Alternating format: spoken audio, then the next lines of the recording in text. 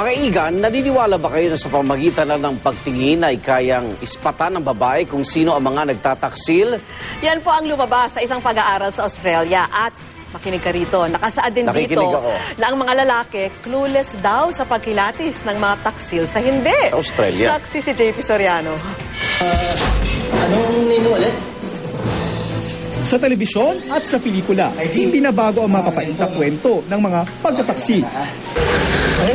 Pero bago pa maubos ang luha para sa mahal na namangka sa dalawang ilog, pakinggan nyo ito.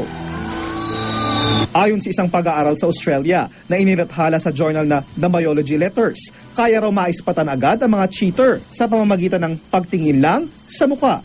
34 na pares ng lalaki at babae ang pinakitaan ng mga litrato ng halos 200 tao para husgahan batay sa kanilang mga itsura kung tapat ba o hindi ang mga ito. At batay sa resulta ng research, mas tugma raw ang tugon ng mga babae sa totoong kasaysayan ng katapatan o pagtataksil ng mga lalaking nasa larawan. Naniniwala ba rito ang ilan nating kababayan? Just by looking at the guy, can you see na talagang ano siya?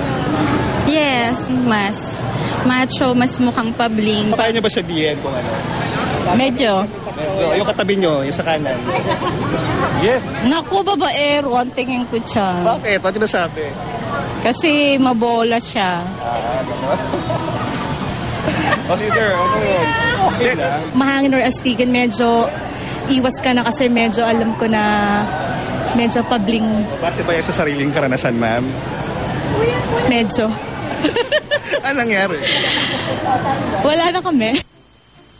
Pero kung gaano katalas sa mga babae sa unang sipat pa lang, batay sa Australian study ay siya namang clueless daw ng mga lalaki sa pakilatis ng mga nagtaksil sa hindi. Ay, hindi ko masasabi. Oo. Yung babae kasi may sariling ano eh.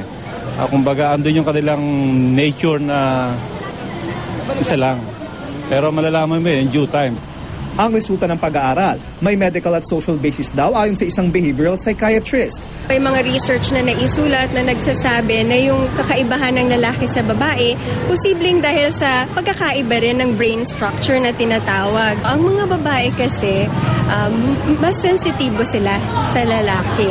So, mas attuned sila sa facial expression ng iba, sa body language. Gayunman, hindi rin naman daw tamang lahatin ang mga taong may partikular na itsura at kasaysayan ng pagtataksil.